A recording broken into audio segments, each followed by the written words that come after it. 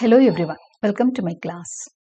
Dr. Shobhana's PDF materials are now available for all the units of PGTRB.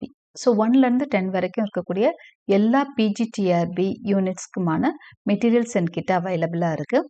இந்த மெட்டீரியல்ஸில் detailed summaries, figures of speech, MCQs எல்லாமே provide பண்ணியிருக்கேன். ஒரு சிலர் MCQs only கேட்குறீங்க, அவங்களுக்காக அதுவுமே 4 செட்ஸ் அவைலபிளாக இருக்குது. ஃபஸ்ட்டு 3 யூனிட்ஸ் ஃபஸ்ட் செட்டாக வரும், செகண்ட் செட்டில் அடுத்த 3 யூனிட்ஸ் வரும், தேர்ட் செட்டில் யூனிட்ஸ் 7 and 8 மட்டும் வரும், ஃபோர்த் செட்டில் 9 and 10 வரும். இப்படி 4 செட்ஸாக MCQs மட்டுமே தனியாக அவைலபிளாக இருக்குது. அதை வாங்குறதுனாலும் நீங்கள் வாங்கிக்கலாம். ஆல் யூனிட்ஸ் வாங்குறவங்களுக்கு MCQs ஒன்லி வாங்குறப்போ கன்செஷன் ரேட்டில் கிடைக்கும். ஸோ இந்த PDF மெட்டீரியல்ஸை நீங்கள் வாங்கணும்னு நினச்சிங்கன்னா வாட்ஸ்அப்லேயோ டெலகிராம்லேயோ 7200893046 இந்த நம்பருக்கு டெக்ஸ்ட் பண்ணணும். இதுக்கான டீட்டெயில்ஸை கீழே டிஸ்கிரிப்ஷன் பாக்ஸ்லேயும் நான் கொடுத்துருக்குறேன் உங்கள் ரெஃபரன்ஸ்க்காக. Now let us get into today's class. இன்னைக்கு நம்ம யூனிட் 9ல இருந்து தான் ஒரு டாபிக் பார்க்க போறோம். Influence of the Bible, Shakespeare, Milton and doctor Johnson. இதுதான் டாபிக்.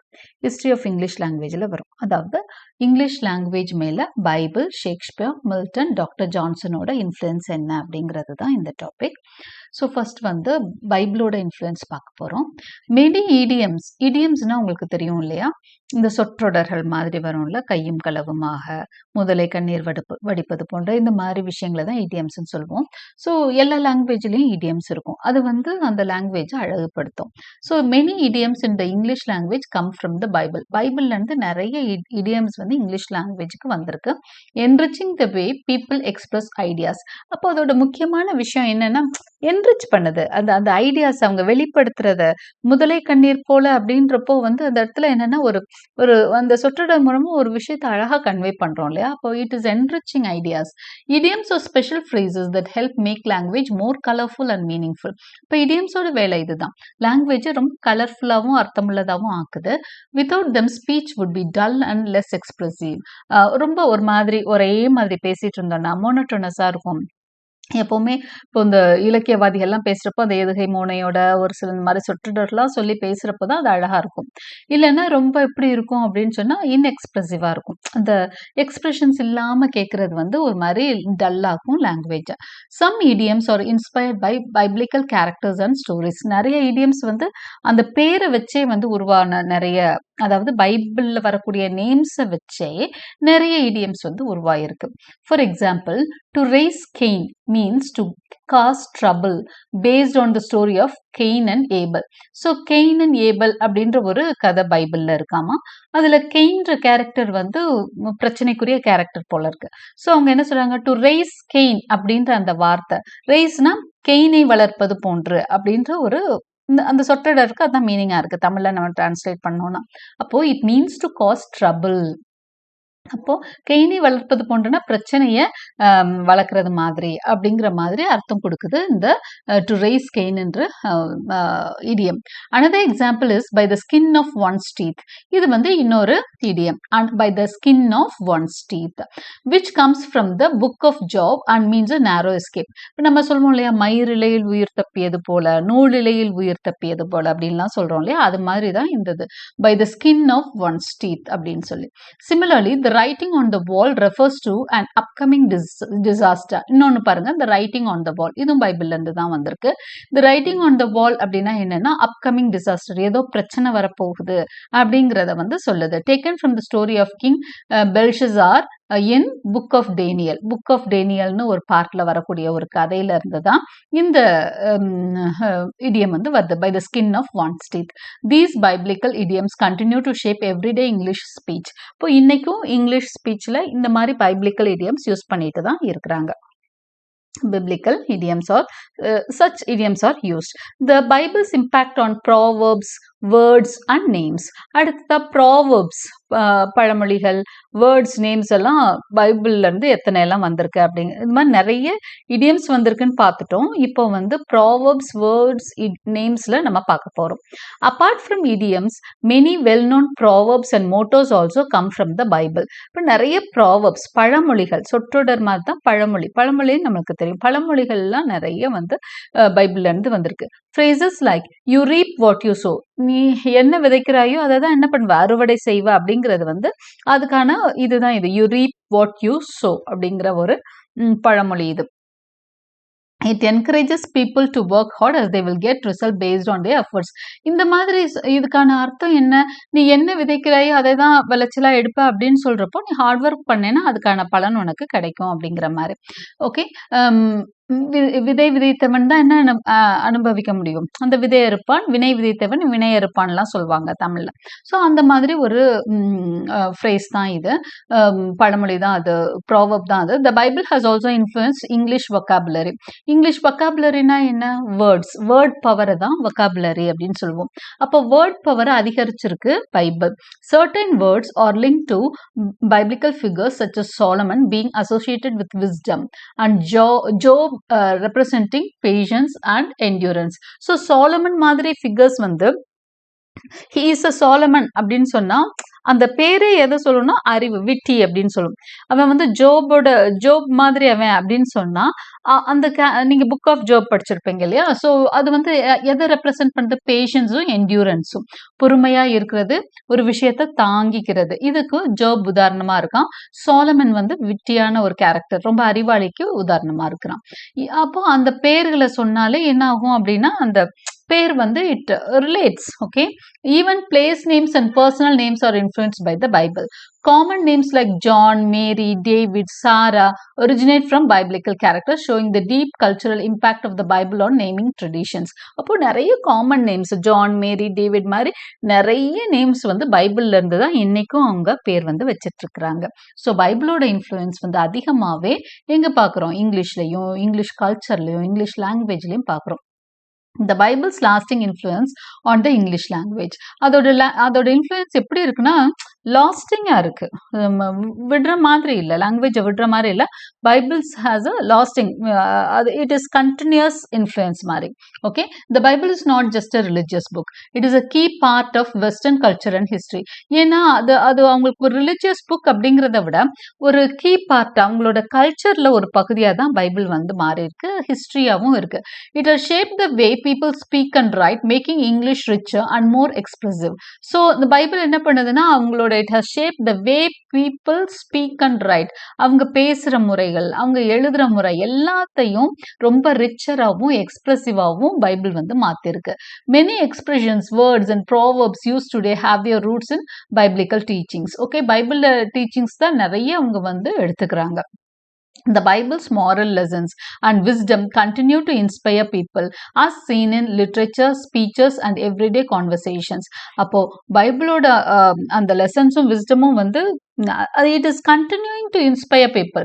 இன்ஸ்பயர் பண்ணிக்கிட்டே இருக்கு, இன்னும் மக்களை வந்து என்ன பண்ணுது, ஒரு தூண்டுகோலா இருந்துட்டே தான் இருக்கு. லிட்ரேச்சரா இருக்கட்டும், ஸ்பீச்சஸா இருக்கட்டும், எவ்ரிடே கான்வர்சேஷன்ஸ்ல நம்ம பைபிளோட இன்ஃப்ளூயன்ஸ், இன்ஸ்பிரேஷன் பார்த்துட்டே இருக்கும்.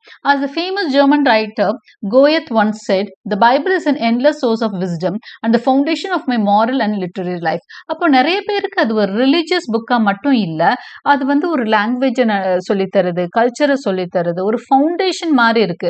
மாரல் லைஃபுக்கு, இலக்கியத்துக்கும் அது வந்து ஒரு பெரிய லிட்ரரி லைஃபுக்கே அது வந்து எனக்கு ஒரு பெரிய சோர்ஸ்னு ஜெர்மன் ரைட்டர் கோயத் சொல்லியிருக்காராம். This shows how the Bible remains a timeless influence of language and culture. அப்போ இங்கிலீஷ் லாங்குவேஜ் மேல பைபிள்க்குரிய இன்ஃப்ளூயன்ஸ் இது மூலமா நம்ம தெரிஞ்சுக்கிறோம். இப்போ பைபிள்ல இருந்து நிறைய வேர்ட்ஸ் வந்திருக்கு. நான் வந்து உங்களுக்கு கொடுத்துருக்கிற மெட்டீரியல்ஸ் இருக்கு இல்லையா, நீங்கள் ஒருவேளை அந்த மெட்டீரியல்ஸ் என்கிட்ட வாங்கியிருந்தீங்கன்னா நிறையவே கொடுத்துருக்குறேன். ஓகே, இதில் நம்ம 3-4 இன்ஃப்ளூயன்ஸ் பார்க்குறதுனால அவ்வளோதான் நான் ஷார்ட்டாக முடிச்சிருக்கேன். அடுத்து, Shakespeare's influence on English. Introduction. Shakespeare was a great playwright, poet and actor. His works have shaped the English language and literature. Even after 400 years, his plays and poems continue to inspire writers and scholars. He is known as the greatest poet and philosopher of the English language. அடுத்து நம்ம Shakespeare பற்றி தெரிஞ்சுக்கிறோம். அவர் அவர் ஒரு English ரைட்டர்னாலே டக்குன்னு நம்மளுக்கு ஞாபகம் வர்றது Shakespeare தான். Okay, he's a great writer அப்படிங்கிறது நமக்கு தெரியும். His works have shape the English language and literature. அவர் 15th செஞ்சுரியை சேர்ந்தவர், 16th செஞ்சுரியை சேர்ந்தவர். இங்கிலீஷோட லாங்குவேஜ் ஒரு ப்ராப்பரா ஒரு ஃபார்ம் எடுக்கிறதே சாசரோட பீரியட்ல தான் நம்மளுக்கு தெரியும். அதுக்கு முதல் ஓல்டு இங்கிலீஷ் பேசுவாங்க. சாசர் தான் வந்து அந்த மிடில் இங்கிலீஷ் பீரியட் அதை ஃப்ரேம் பண்ணது, மாடர்ன் இங்கிலீஷை ஃப்ரேம் பண்றதே அவர் தான். ஓகே, மிடில் இங்கிலீஷா மாடர்ன் இங்கிலீஷா கொண்டு வரதே வந்து இவர் தான். யாரு அப்படின்னா சாசர் தான். அவரே கொஞ்சம் ஓரளவுக்கு மிடில் இங்கிலீஷ்ல தான் இருக்கும். இப்போ ஷேக்ஸ்பியர் எல்லாம் எழுதுறப்போ என்ன ஆகுது அப்படின்னா அந்த மாடர்ன் இங்கிலீஷ் வந்துட்டு அவர் நிறைய கான்ட்ரிபியூட் பண்ணியிருக்காரு. நிறைய விஷயங்களை Shakespeare has contributed to English. Even after 400 years his plays and poems continue to inspire writers and scholars. He is known as the greatest poet and philosopher of the English language. So அவரோட influence என்னன்னு அடுத்து தெரிஞ்சுக்கலாம். William Shakespeare is one of the greatest writers in history. His works not only shaped English literature but also had a lasting impact on the English language. He introduced many new words, phrases and ways of using language that are still in use today. எப்படி பைபிளுக்கு அடுத்து Shakespeare வந்துடுறார், ஏகப்பட்ட words வந்து இங்கிலீஷ்க்கு அவர் வந்து கொடுத்திருக்கிறார். Okay, அவர் வந்து பயங்கரமான contributor to English language. அதனால new words, phrases, எப்படி லாங்குவேஜை யூஸ் பண்ணும், இது எல்லாமே அவர் வந்து சொல்லி கொடுத்திருக்காரு. His creativity and innovation helped make English more expressive and rich. So அவரோட அந்த கிரியேட்டிவிட்டி வந்து இங்கிலீஷை ரொம்பவே வளமுள்ள ஒரு லாங்குவேஜாக மாற்றுச்சு, ரொம்ப ரிச்சாக மாற்றிருச்சு. Creation of new words. One of Shakespeare's biggest contributions to the English language was the creation of new words. New words நிறைய உருவாக்கி கொடுத்துருக்காரு இங்கிலீஷ்க்கு. எத்தனை, ஏன்னா அது ஒரு புது லாங்குவேஜாக உருவாகி வந்துட்டு இருக்கு. அப்போ அவர் என்ன பண்ணுறாருன்னா இல்லாத நிறைய விஷயங்களுக்கு ஒரு புது வேர்டை உருவாக்கி கொடுத்திருக்காரு. He invented over 1700 words by changing existing words, combining words or borrowing from other languages. So இத்தனை வேர்ட்ஸை வந்து அவர் உருவாக்கி இருக்காரு. சேஞ்சிங் எக்ஸிஸ்டிங் வேர்ட்ஸ், ஆல்ரெடி இருந்த வேர்ட்ஸை மாத்தியோ கம்பைன் பண்ணியோ பாரோ பண்ணியோ நிறைய வேர்ட்ஸை வந்து இன்வென்ட் பண்ணியிருக்காரு. Some of the words he introduce include. So அவர் இன்ட்ரடியூஸ் பண்ண வேர்ட்ஸ் எல்லாம் நம்ம ஒரு லிஸ்ட் பார்க்கலாம். லோன்லி வந்து அவர் கொடுத்த வார்த்தை தான். Before Shakespeare there was no common word for being alone. அப்போ being alone அப்படின்னு சொன்னது தான் லோன்லி அப்படின்னு மாத்துறாரு. பெட்ரூம் அப்படிங்கிறது he combined bed and room. அதுக்கப்புறம் gloomy பாருங்க, a word that perfectly describes a dark or sad mood. ரொம்ப ஒரு சோகமான ஒரு சிச்சுவேஷனை gloomy அப்படின்னு அவர் தான் சொல்றாரு. laughable meaning something that is ridiculous or amusing. laughable situation இன்னைக்கு சொல்றோம். laughableனா ஒரு சிரிக்க வைக்கக்கூடிய அந்த மாதிரி ஒரு அது பின்னாடி இந்த சஃபிக்ஸ் சேர்த்து கொடுத்தது அவர் தான். லாஃபோட அபிள் சேர்த்து. Majestic use to describe something grand and impressive.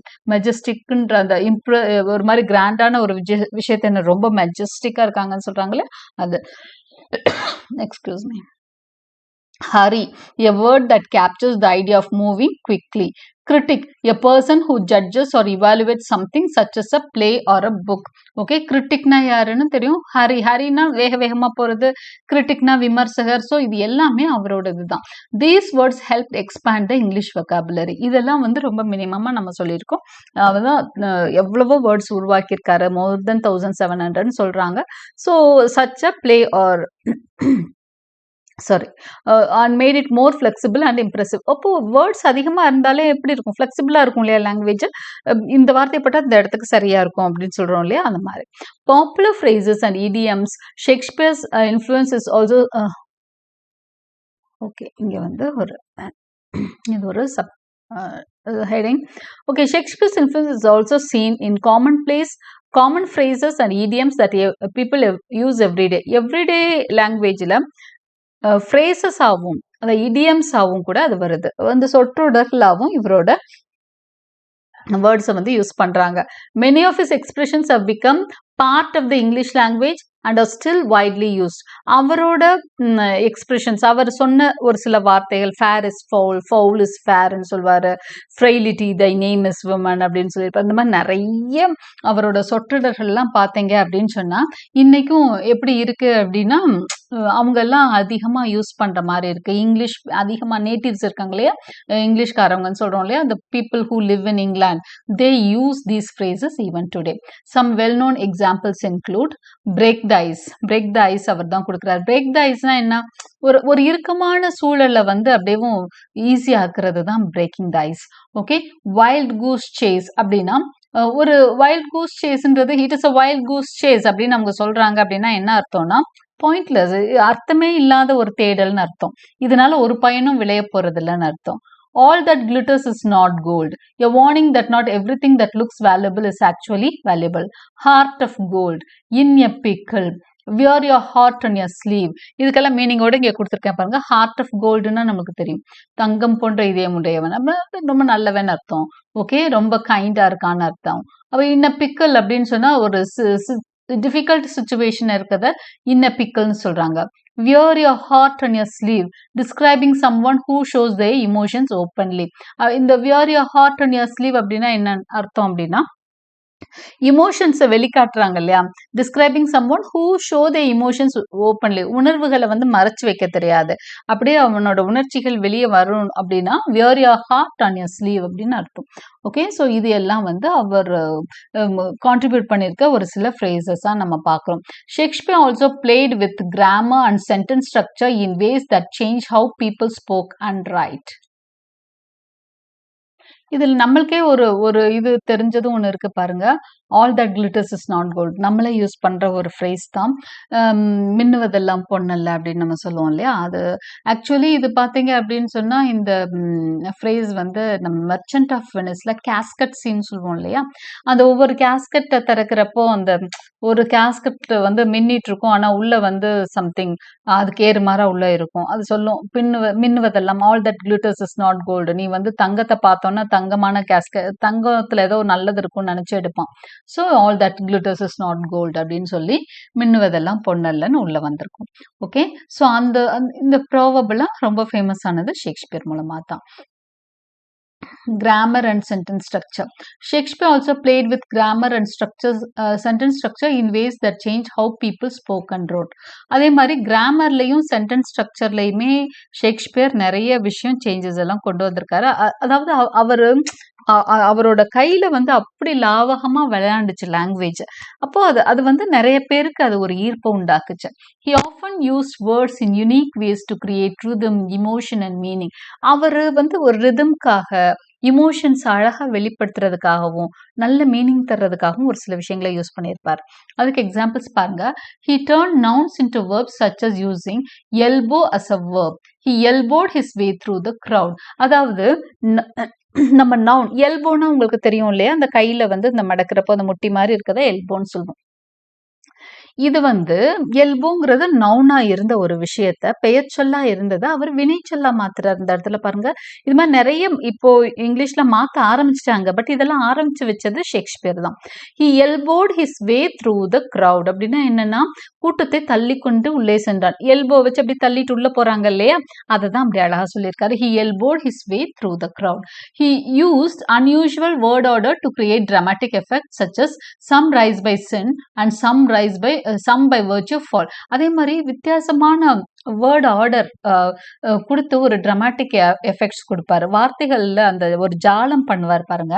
some rise by sin and some by virtue fall. இந்த மோஸ்ட்லி மெஷர் ஃபார் மெஷர்ல வந்திருக்கும்னு நினைக்கிறேன். I don't remember. இதுக்கு என்ன அர்த்தம் பாருங்க. பாவத்தினால் வளர்பவர்களும் இருக்கிறார்கள், நல்லது செஞ்சு வீழ்றவங்களும் இருக்கிறாங்க. அதுதான் இதுக்கு அர்த்தம். சம் ரைஸ் பை சின், பாவத்தினால வளர்றவன். Some by virtue fall. virtueனா குட்னஸ் செஞ்சு வீழ்றவனும் இருக்கிறான்னு சொல்றாங்க. He used double negatives which were later considered incorrect in formal English, such as I never saw a man so pitiful. அதே மாதிரி டபுள் நெகட்டிவ்ஸும் அவர் வந்து யூஸ் பண்ணியிருக்காரு. நெவரும் இந்த இடத்துல பார்த்தீங்க never saw a man so pitiful. இங்கே டபுள் நெகட்டிவ். ஸோ இதில் double man வந்து டபுள் நெகட்டிவ்ஸ் வரல. So I never saw no man so pitiful இருந்திருக்கும். இந்த மாதிரி டபுள் நெகட்டிவ்ஸ் எல்லாம் நிறைய யூஸ் பண்ணியிருக்காரு ஷேக்ஸ்பியர். ஆனால் அதை வந்து இங்கிலீஷில் வந்து ஃபார்மல் இங்கிலீஷில் இதை நம்மளுக்கு என்ன பண்ணுறதில்ல, ஏற்றுக்கிறது இல்லை. பட் அந்த எப்போவுமே பொயட்ஸ் என்ன பண்ணுவாங்கன்னா ஒரு லைசன்ஸ் எடுத்துக்குவாங்க. ஓகே. பொயட்டிக் லைசன்ஸ் அப்படின்னு சொல்லுவாங்க. ஒரு சில கிராமட்டிக்கல் எரர்ஸோ ஒரு சில தவறுகளோ அவங்க பண்றப்போ அது அழகுக்காக பண்ணுவாங்க. அத நம்ம ரசிக்கலாம். ஓகே. அது மாதிரியும் அவரு யூஸ் பண்ணியிருக்காரு. His creative use of language made English more flexible and poetic. So அவரோட லாங்குவேஜ வச்சு அவரு அப்படியே வார்த்தை ஜாலம் பண்ணதுனால, இங்கிலீஷ் லாங்குவேஜுக்கு பயங்கரமான கான்ட்ரிபியூஷன் கிடைச்சிருக்கு. லாங்குவேஜ்ல நெறைய விஷயத்த அவரோட வேர்ட்ஸ போட்டே நம்மளால ஃப்ளெக்சிபிளா எக்ஸ்பிரஸ் பண்ண முடியுது நம்மளால. பொயட்டிக்காவும் இருக்கும்.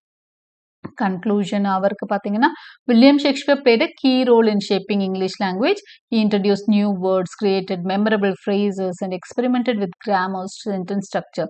His influence still seen today in the way people speak and write. அப்போ இன்னைக்கும் நம்ம ஷேக்ஸ்பியர் மாதிரி ஷேக்ஸ்பியர் யூஸ் பண்ற வார்த்தைகளை போட்டு எப்படி பைபிள் வேர்ட்ஸ் யூஸ் பண்ணப்படுதோ, ஷேக்ஸ்பியரோட வேர்ட்ஸும் இன்னைக்கும் யூஸ் பண்ணப்படுது. Thanks to him English became a richer, more expressive and more poetic language. அடுத்தது Milton's contribution to the English language பார்க்குறோம். ஜான் மில்டனோட கான்ட்ரிபியூஷன். இவரும் ஒரு இங்கிலீஷ் லிட்ரேச்சருக்கு பெருசாக கான்ட்ரிபியூட் பண்ண ஒரு poet. He is one of the great poets in English literature who had a profound impact on the English language. English language மேல ஒரு பெரிய தாக்கத்தை ஏற்படுத்தின இன்னொரு poet இவர். His works, especially Paradise Lost,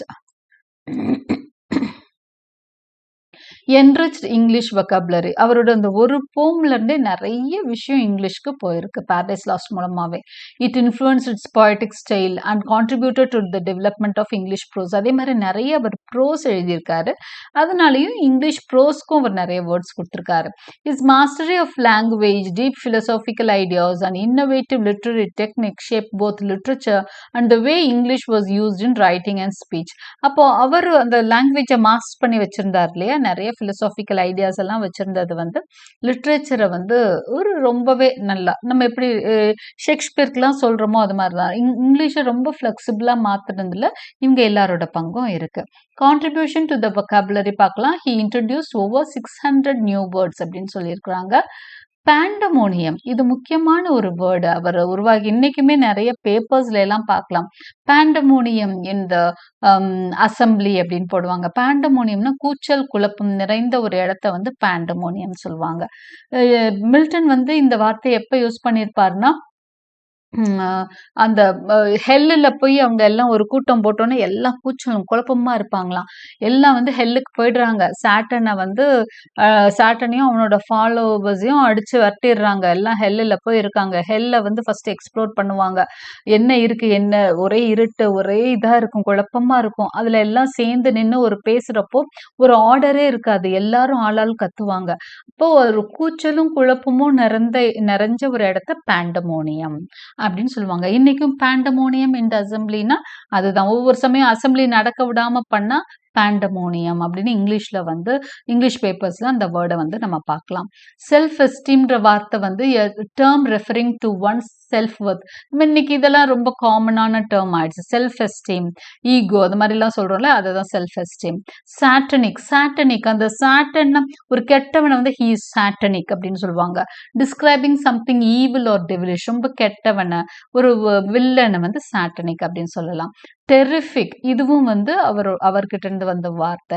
sensuous, this is used to describe something appealing to the senses, distinguishing it from sensual. okay, sensual and sensuous வித்தியாசப்படுத்தி அவர் காமிச்சிருக்கிறாரு.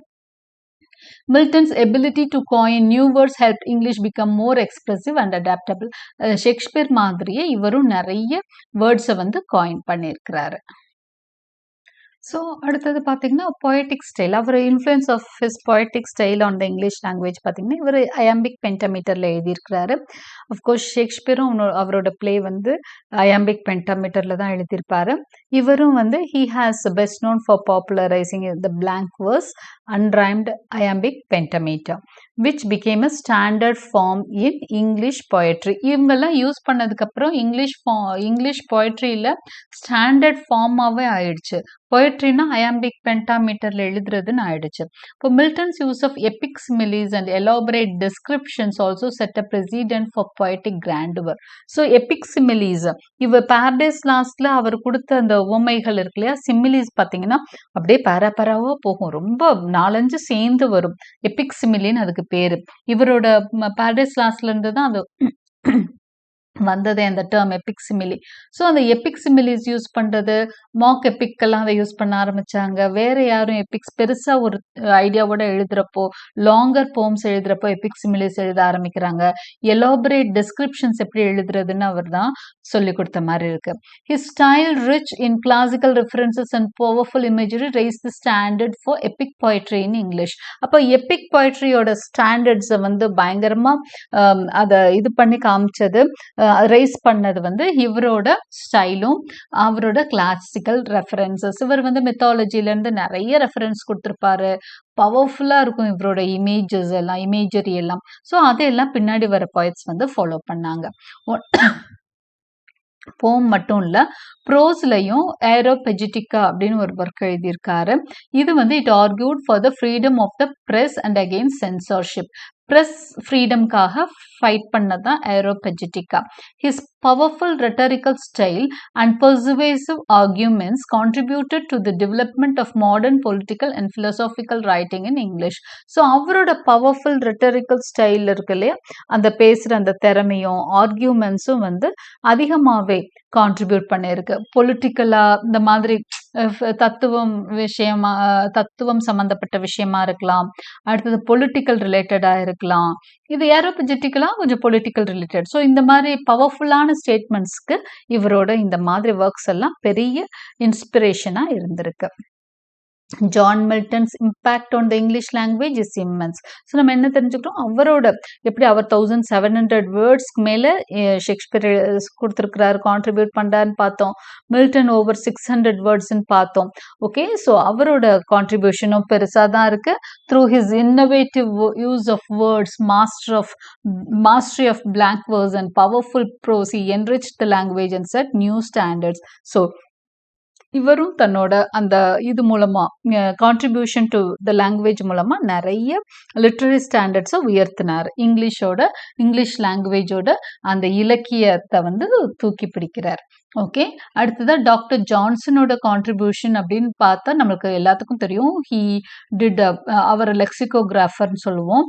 First லெக்சிகோகிராஃபர் of English, நம்மளுக்கு தெரிஞ்ச லெக்சிகோகிராஃபர், அதாவது ஃபர்ஸ்ட் டிக்ஷனரியை உருவாக்குனவர் டாக்டர் ஜான்சன். இப்போ நேச்சுரலாக டிக்ஷனரியை உருவாக்குனதுனால அவரோட contribution இங்கே அதிகமாகிடுது.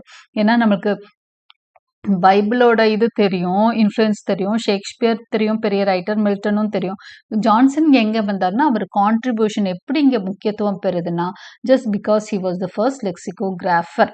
Okay, அதாவது ஃபர்ஸ்ட் லெக்சிகோகிராஃபருங்கிறத விட சிக்னிஃபிகண்ட், ரொம்ப முக்கியமான முதல் லெக்சிகோகிராஃபர்னா அவர் தான். லெக்சிகோகிராஃபர்னா one who does creates a dictionary of the English language 1755. இதுதான் first renowned dictionary. Okay, first comprehensive English dictionary தான். Johnson's dictionary was the most authoritative and comprehensive English dictionary of its time. அந்த பீரியட்ல வந்த சிறப்பான ஒரு டிக்ஷனரின்னா அதுதான். அதுக்கு முதவும் சரி அந்த காலகட்டத்திலையும் சிறப்பானதுன்னா அதுதான்.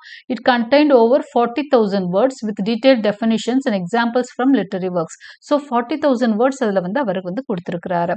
இங்கிலீஷ்ல இருக்க நிறைய வேர்ட்ஸ் கொடுத்துருக்காரு, நிறைய தெரியாத வேர்ட்ஸ் எல்லாம் அவர் வந்து கொடுத்துருக்கிறார். Standardization of English. Before Johnson, English spelling and grammar lacked consistency. இவருக்கு மொதல் இந்த கிராமர் டிக்ஷனரி இவர் போட்டதுக்கு மொதல் பார்த்தீங்க அப்படின்னு சொன்னால் ஸ்பெல்லிங்ல எல்லாம் நிறைய கன்ஃபியூஷன் இருந்தது, கிராமர்லையும் நிறைய கன்ஃபியூஷன் இருந்தது. அதெல்லாம் இந்த டிக்ஷனரி வந்துடும்னு செட்டில் ஆகுது. Is dictionary help established uniform spelling and word usage. Uniform spelling வந்து ப்ராப்பராக கொடுக்கறது இவரோட டிக்ஷனரி தான். Use of literary quotations. He was the first lexicographer to use literary quotations. அதே மாதிரி லிட்ரரி கொட்டேஷன்ஸ், இலக்கியத்தில் இருந்து கொட்டேஷன் கொடுத்ததும் அவர் தான். அதாவது டிக்ஷனரியில் கொட்டேஷன்ஸ் கொடுத்துருக்கிறாரு. யாரோட கொட்டேஷன்ஸ் எல்லாம் கொடுத்துருக்கிறாரு? இவருக்கு முன்னாடி இருந்தவங்க ஷேக்ஸ்பியர், மில்டனோட உதாரணங்கள், அவங்களோட வார்த்தைகளை கொடுத்து தான் அவரோட டிக்ஷனரியை உருவாக்கியிருக்காரு. ஸோ மீனிங்ஸ் வந்து அது மூலமாக தான் சொல்கிறாரு. This method author set a precedent for future dictionaries. So இது மாதிரி ஃபியூச்சர் டிக்ஷனரிஸும் அதுக்கப்புறம் வர ஆரம்பிச்சது. Influence on future dictionaries. So இவர் வந்து ஒரு பெரிய தாக்கமா இருந்தாரு பிற்காலத்துல வந்த டிக்ஷனரிஸ்க்கு. His work served as the foundation for later dictionaries, including those by Nova Webster and Oxford English Dictionary. So இந்த ரெண்டும் ரொம்ப ஃபேமஸான dictionaries, Noah Webster, Oxford English dictionary. இது ரெண்டு மேலேயும் இவரோட இன்ஃப்ளூயன்ஸ் அதிகமாகவே இருந்தது. நம்ம டாக்டர் ஜான்சனோட influence. Coining and defining words. Johnson introduced or popularised many words and phrases in English. அதே மாதிரி நிறைய புது வேர்ட்ஸ் அவரும் கொடுத்துருக்காரு. He also provided witty and sometimes humorous definitions. அதுக்கான டெஃபினிஷன்ஸ், ஒரு வார்த்தைக்கான டெஃபினிஷன்ஸோடு அவர் நிறைய கொடுத்துருக்காரு. ஓட்ஸ்ன்ற வார்த்தைக்கு கிரெயின் அப்படிங்கிற வார்த்தையும் கொடுத்துருக்காரு. Which in England is generally given to horses but in Scotland supports the people அப்படின்னு அந்த டெஃபினிஷன் வந்து அவர் சொல்றாரு இல்லையா. ஓட்ஸை வந்து டிஃபைன் பண்றப்போ இப்படி சொல்றாரு. இங்கிலாந்துல கிரெயின்னு சொல்லுவோம், அதை ஹார்ஸ் கொடுக்கறது கிரெயின்னு சொல்லுவோம். ஆனா ஸ்காட்லாண்ட்ல வந்து பீப்புள் சாப்பிடுவாங்க, அதான் ஓட்ஸ் அப்படின்னு சொல்லி நக்கலா கிண்டலாலாம் நிறைய வர்ணிச்சிருப்பாரு அவரோட டிக்ஷனரியில. Okay, so essays and criticism. இவரோட எஸ்ஸேஸ் அண்ட் கிரிட்டிசிசம் அப்படின்னு பார்த்தீங்கன்னா, apart from his dictionary, Johnson's essays and literary criticism influenced English prose style and vocabulary. அவரோட டிக்ஷனரி மட்டும் இல்ல, அவரோட ப்ரோஸ் ஸ்டைலும் லிட்டரரி கிரிட்டிசிசம், எஸ்ஸேஸ், இது எல்லாமே, ஏன்னா அவர் வந்து பீரியாடிக்கல்ஸ்ல எழுதினவர் தான் டாக்டர் ஜான்சன். அந்த பீரியட்ல ஒரு பெரிய ஒரு இலக்கியவாதியா இருந்தாரு. ஸோ அவரோட வார்த்தைகளுக்கு பெரிய மதிப்பு இருந்தது.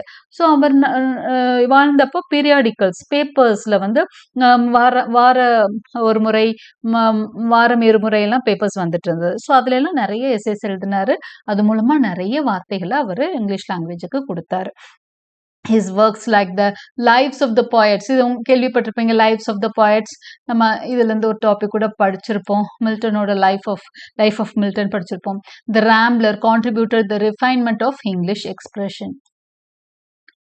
இதெல்லாம் வந்து இவரோட ஒர்க்ஸ். இதுல நிறைய இங்கிலீஷ் எக்ஸ்பிரஷன்ஸ் அவர் கொடுத்துருக்காரு. So I hope you understood. So இதெல்லாம் வந்து இன்ஃப்ளூயன்ஸ். நம்ம எல்லா வேர்ட்ஸும் பார்க்க முடியாது. ஓரளவுக்கு அதிகமான வேர்ட்ஸ் வந்து I have given it in the material I have given. Okay, எம்சிக்யூஸ்ல நிறைய ப்ரொவைட் பண்ணியிருக்கேன். பிசைட்ஸ் இன்னொரு இதுல எபிசோட் வந்து எம்சிக்யூஸும் கொடுக்குறேன். ஓரளவுக்கு ஒரு ஐடியாவோட இருக்கிறதுக்காக MCQs also I will provide on this. Thank you for watching.